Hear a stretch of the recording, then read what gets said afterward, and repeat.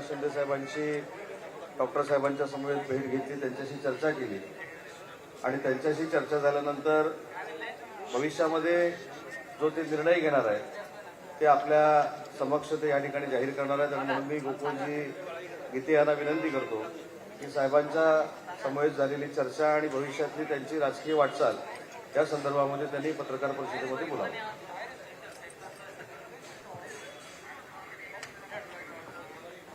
सर्व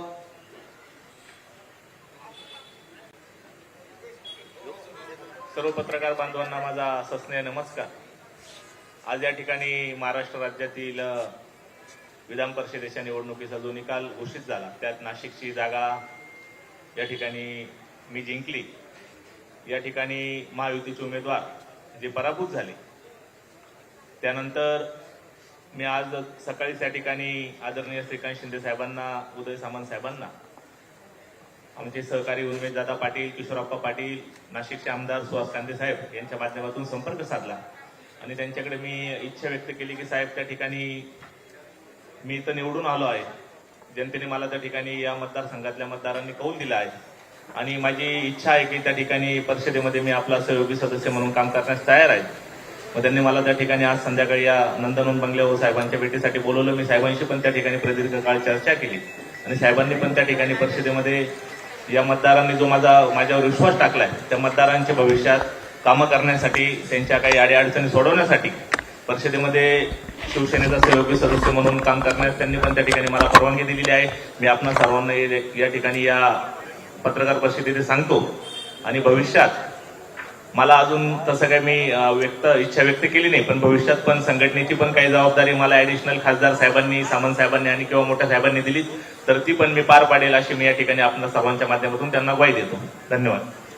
पण तुम्ही खरं तर भाजपमध्ये होतात, बंडखोरी झाली आणि त्यानंतर तुम्ही आता निवडून आलेला आहात, त्यामुळे भाजपशी काही संपर्क झाला होता की कुठली मतं नेमकी फुटली गेली या सगळ्या? मी स्वतः भारतीय जनता पार्टीचा कुठलाही सक्रिय सदस्य नाही. माझ्या कुटुंबामध्ये माझे मोठे बंधू नाशिक महानगरपालिकेचे माझे नगरसेवक आहे, स्थायी समितीचे सभापती राहिलेले आहेत. आता माझ्या मोठ्या वहिनी दीपाली गणेश गीते या नाशिक महानगरपालिकेच्या सदस्य आहेत, नगरसेविका आहेत. त्यामुळे सुरुवातीपासूनच त्या ठिकाणी भारतीय जनता पार्टीच्या वतीने मागील काही दिवसांपूर्वीच गणेश भाऊंना शब्द दिला होता की ही जागा महायुतीमध्ये आपण भाजपाला सोडू आणि त्या जागेवर गणेश गीतेंनी त्या ठिकाणी उमेदवारी करावी अशी चर्चा 1-1.5 वर्षापूर्वी झालेली होती आणि त्या अनुषंगाने निवडणूक ज्या दिवशी सुरू झाली प्रक्रिया त्या दिवशीच गणेश भाऊंनी त्या ठिकाणी प्रयत्न पण केले होते.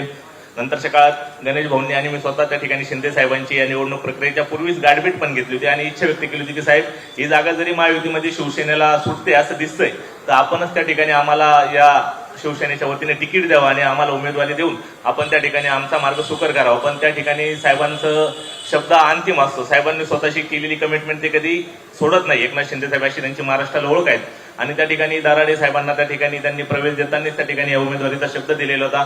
त्यांनी सांगितलं की माझा नाईलाज आहे, मी त्यांना शब्द दिलेला आहे आणि त्यांनी मला त्या ठिकाणी विनंती पण केली होती की तुम्ही थांबलं महायुतीला मदत केली तर चालेल. पण माझ्या पण कार्यकर्त्यांचा खूप आग्रह होता, त्यांची पण मानसिकता झालेली होती की निवडणूक आपण त्या ठिकाणी पुढे नेली पाहिजे आणि म्हणून मला त्या ठिकाणी अपक्ष उमेदवारी करावी लागली. गणेश गीते साहेबांनी बाकी महायुतीचा धर्म पाळला. त्यांनी त्यांचा भरलेला महायुतीच्या भाजपाच्या वतीने भरलेला अर्ज त्या ठिकाणी माघारी घेतला होता. मात्र तुमची देखील वारंवार आहे ती भेट घेतली होती. उदय सामंत जे असतील त्याबरोबर गिरीश महाजन जे असतील वारंवार तुमच्या भेटीसाठी नाशिकमध्ये ठाण मांडून देखील बसला होता. तरी शेवटच्या क्षणापर्यंत ती काही झालं नाही का की तुम्ही नंतर घरी देखील बसला होता? आज अशी एक बातमी आली की तुम्ही घरात बसून प्रचार न करता निवडून आले. काय नेमकं तथ्य आहे? नाही, हे तर सत्य आहे. माझ्या मित्रांनी, कार्यकर्त्यांनी त्या ठिकाणी निवडणूक पुढे नेली. आपल्याला माहित आहे 9 जूनला त्या ठिकाणी माझ्या घरीच सामंत साहेब, गिरीश महाजन साहेब, दादा भुसे साहेब, बाकीचे पण इतर सर्व आमदार, आमचे चंद्रकांत भैया रघुवंशी बसलेले, त्यांच्या उपस्थित अनेकदा मिटिंगा झाल्या. मी त्यांना सांगितलं की साहेब माझ्यावर कार्यकर्त्यांचा प्रचंड दबाव आहे, रेटा आहे का आपला विजय त्या ठिकाणी त्यांना 22 जूनला दिसत होता. मी साहेबांना पण सांगितलं की साहेब मी 22 जूनला त्या ठिकाणी 100% आमदार होतोय आणि अशा वेळेस तुम्ही एका होणाऱ्या आमदाराला त्या ठिकाणी थांबवताय. पण मला त्या ठिकाणी गिरीश भाऊ महाजनांनी खूप आग्रह केला. मी माझा प्रचार यंत्रणा थांबवली होती, पण त्यावेळेस पण मी सांगितलं होतं की मी कुठल्याही उमेदवाराला त्या ठिकाणी पाठिंबा दिलेला नव्हता. तुम्ही लागलं तर रिचेक करू शकता. तुमच्यावर एक दबाव पण होता, पैसे बाप काढण्याचे प्रकार झाले, त्याच्यामुळे देखील एक नाराजी सत्र होतं सगळं. 100% त्या ठिकाणी समोरचे जे माझे प्रतिस्पर्धी उमेदवार आहेत त्यांच्या मुलांनी त्या ठिकाणी खासगीमध्ये एका नगरसेवकाला सांगितलं होतं की तो काय त्याचा बाप पण माघार घेईल. आता आज आपण प्रत्यक्ष निकाल बघितलेला आहे. मी माझ्या वडिलांना पण दुपारी त्या ठिकाणी सगळ्या टीव्ही चॅनल्सनी त्या ठिकाणी आपल्या माध्यमातून दाखवलेलं आहे. सर तुम्ही आता सहयोगी म्हणताय येणाऱ्या काळामध्ये पक्षप्रवेश होईल, थेट पक्षप्रवेश होईल म्हणजे सहयोगी म्हणताय. आता तर मी फक्त परिषदेमध्ये उद्या त्या ठिकाणी सहयोगी सदस्य म्हणून शपथविधी घेणार आहे. भविष्यात जर मला श्रीकांत शिंदे साहेबांनी किंवा मोठ्या साहेबांनी काही जबाबदारी घेतली तर नक्की, कारण मला मी त्या ठिकाणी शिंदे साहेबांच्या कामाने प्रभावित झालेलो आहे आणि मेन म्हणजे त्यांनी दिलेला शब्द अंतिम असतो.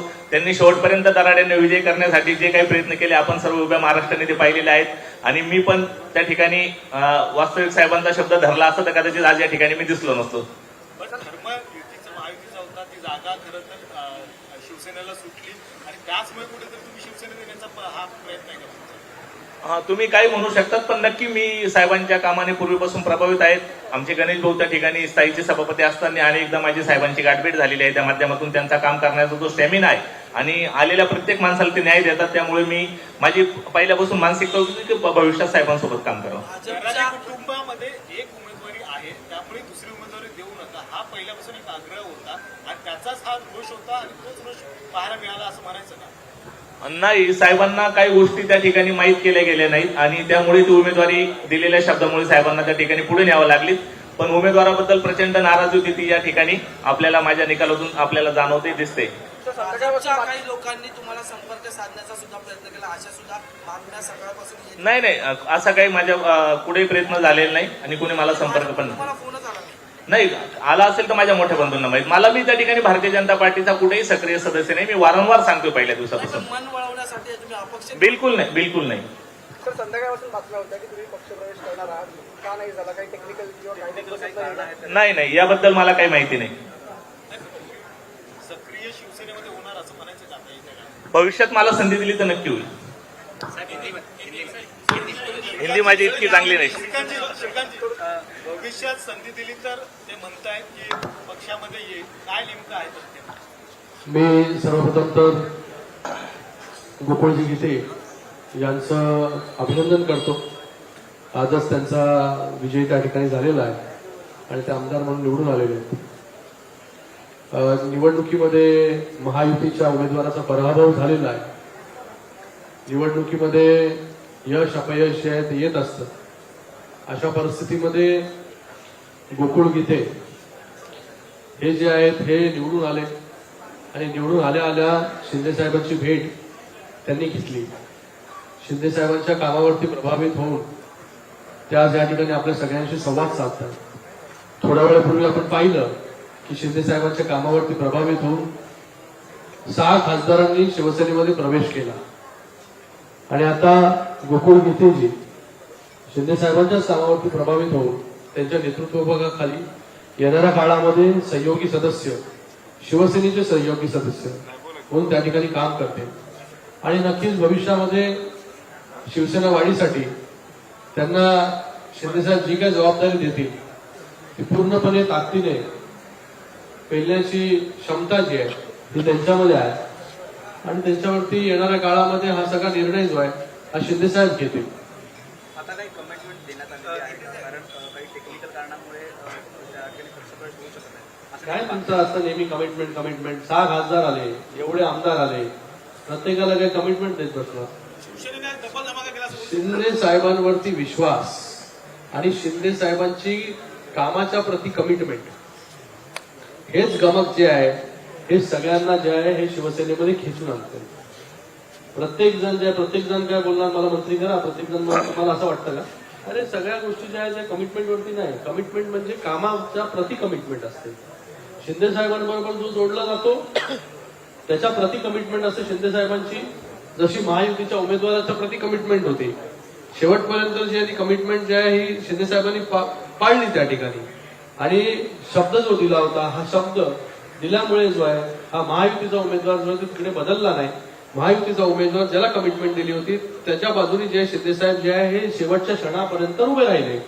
पण तुम्हाला माहिती आहे निवडणूक आहे, या निवडणुकीमध्ये हार येते, जीत असते, यश अपयश या सगळ्या गोष्टी असतात. त्या सगळ्या गोष्टी ज्या आहेत ह्या बघून आपण पुढे जायचं असतं आणि त्याच्यातूनच आज गोकुळ गीतेजी या ठिकाणी आले, शिंदे साहेबांना भेटले, सविस्तर चर्चा जी आहे शिंदे साहेबांबरोबर झाली.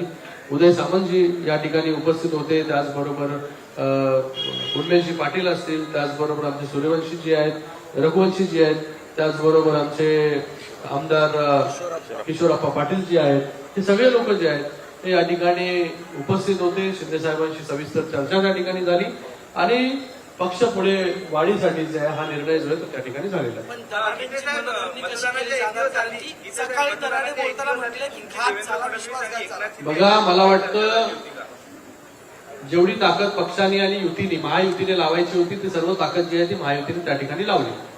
तरी देखील त्या ठिकाणी पराभव झाला आणि गोकुळजींचा त्या ठिकाणी विजय झाला. पण दराडेंची मनधरणी तीन नेते तर त्यांच्याशी साहेबांचं बोलणं ऑलरेडी झालेलं आहे. युतीच्या तीन नेत्यांनी माझा पराभव केला असं दराडेने आरोप केला. बघा, माणूस जेव्हा पराभव होतो तेव्हा वेगवेगळे इमोशन्स जे आहेत त्या सगळ्या गोष्टी समोर येत असतात आपल्या. तर मला वाटतं त्यांना देखील जे आहे शिंदे साहेब त्यांच्या परीने जे आहे ते हँडल करतील, बोलतील त्यांच्याशी आणि त्यांना देखील विश्वास देतील. शिवसेनेचा आज डबल धमाका बघायला मिळाला, डबल धमाका. काही वेळापूर्वी 6 खासदार आता लगेच हा पक्ष धमाकेवरती धमाके होतच राहणार आहे. आतापर्यंत जो 4 वर्ष धमाकेच करतोय आम्ही. महापालिका असणार आहे. हा, शिंदे साहेब म्हणतात ये तू बस ट्रेलर है, पिक्चर अभी बाकी है. महापालिका अरे तुम्हाला आज बसणं झालं का? 2-2 न्यूज, एवढ्या मोठ्या नॅशनल न्यूज किती एकाच दिवसात पाहिजे तुम्हाला? उद्या काहीतरी घ्या, परवा घ्या, तेरवा घ्या. मिशन महापालिका असणार आहे का? पुढे मिशन महापालिका असणार आहे. अरे थोडं तुम्ही पण आज थकले ना सकाळपासून ब्रेकिंग करत करत करत करत किती फिरताय. आता आज आराम घ्या, शांती करा. उद्या आपण नवीन सुरुवात परत करू. हिंदी में बोल दीजिए. हिंदी में क्या सुन रहे हैं आपको? आज माननीय उप मुख्यमंत्री और हमारे मुख्य नेता एकनाथ जी शिंदे साहब के नेतृत्व में नवनिर्वाचित एमएलए गोकुल गीते जी इन्होंने शिंदे साहब से बातचीत की, शिंदे साहब को मिले और उन्होंने एक इच्छा यहाँ पर प्रकट की कि आने वाले समय में शिंदे साहब के नेतृत्व में वो काम करेंगे, शिवसेना के सहयोगी सदस्य बनकर. हमें बहुत खुशी है कि आज वो यहाँ पर आए, शिंदे साहब को मिले. मैं उनका तहे दिल से अभिनंदन करता हूँ, उनको बहुत बहुत शुभकामनाएं देता हूँ. हालांकि एक तरफ महायुति के उम्मीदवार दराड़े जी थे, उनके साथ महायुति के पूरे नेता थे. इलेक्शन जो है महायुति ने वहां पर लड़ी, लेकिन महायुति का उम्मीदवार वहां पर पराभूत हुआ. इलेक्शन में हार और जीत होती रहती है. यह हार और जीत क्यों हुई हार, उसके क्या क्या तथ्य है, उसमें जो है महायुति डिटेल में जाएगी, किसने क्या काम किया, किधर हम कम पड़े. लेकिन आज खुशी की बात यह है कि गोकुल गीते जी हमेशा शिंदे साहब के नेतृत्व में काम करना चाहते थे और आज जीतने के बाद तुरंत वो मुंबई आए और शिंदे साहब से यहाँ पर मिले. उन्होंने बिना किसी कमिटमेंट के, किसी इच्छा प्रकट किए यहाँ पर सहयोगी सदस्य बनकर किस प्रकार से आने वाले समय में शिंदे साहब जो कुछ रिस्पॉन्सिबिलिटी देंगे वो रिस्पॉन्सिबिलिटी पूरी ताकत के साथ पार करने का काम वो करेंगे. गोकुल गीते जी में एक अलग क्षमता है काम करने की और हमें 100% यकीन है आने वाले समय शिवसेना को भी मजबूत करने के लिए शिंदे साहब के नेतृत्व में वो काम यहाँ पर करेंगे. मैं उनका फिर से एक बार धन्यवाद अदा करता हूँ, यहाँ पर स्वागत करता हूँ. सर, महायुति के जो कैंडिडेट थे वो लगातार आरोप लगा रहे हैं कि किसी तरह के षड्यंत्र की वजह से वो देखिए, इसके अंदर उदय सामंत जी शुरुआत से पूरे प्रोसीजर में थे. सब सुबह तक जब तक वोटिंग नहीं हुई तब तक शिंदे साहब ने भी लास्ट के दिन जाकर सभी उम्मीदवारों को शिंदे साहब मिले, उनसे बातचीत की. तो स्टार्ट टू एंड जो है महायुति के सभी नेता, शिंदे साहब भी वहां पर थे, हमारे गिरीश महाजन भी थे और मुख्यमंत्री जी खुद वहां पर बात कर रहे थे. तो हर एक इलेक्शन में किसी की हार होती है, किसी की जीत होती है. हार क्यों हुई इसके डिटेल्स में जो है हम जाएंगे और पता चलेगा हमें. कि कहाँ पर हम कम पड़े। शेखरजी, एक मराठीतला एक शेवटचा हिंदी खत्म सर, आज आप जीत कर आए हैं, आपने इच्छा व्यक्त की है कि आप शिवसेना के घटक दल के रूप में काम करेंगे। पहले तो आपका अनुभव और आप पर जो लगे थे आरोप कि आपने पैसे बांटे, तमाम तरह की चीजें हुई, उस पर क्या? ऐसे तो कोई आरोप मुझ पे डायरेक्ट हुए नहीं, इसके बारे में मुझे कोई पता नहीं। आज हुए होंगे तो आज मैं बिजी था, आनंद उत्सव में शामिल था, तो मुझे इस चीजों के बारे में अभी आपके माध्यम से पता चल रहा है। बाकी मैंने आपको मराठी माध्यम को बताया कि ये जो चुनाव शुरू हुआ तो उसके शुरुआती में मैंने मेरे और मेरे बड़े भाई जो बीजेपी के सक्रिय सदस्य थे, उन्होंने शिंदे साहब से कांटेक्ट किया था और हमने इच्छा प्रकट की थी कि अगर यूपी में ये जगह शिवसेना को जाती है तो आप हमारा कैंडिडेट वहां पे आप सोचे। लेकिन वहां पे उन्होंने दाराडी जी को पहले ही शब्द दिया था और वो उस शब्द पे अटल रहे। बाद में मैंने वहां पे इंडिया पे कैंडिडेट के तहत मैंने नॉमिनेशन दाखिल किया था, आज मैं चुन के आया। शेखरजी, एक असा प्रश्न आहे की गोकुळ गीते जे असतील या 6 खासदार असतील, महाविकास आघाडीच्या मतांवर हे निवडून आले असं म्हटलं जाते, संजय राऊत ते कोणाच्या मतावर निवडून आले?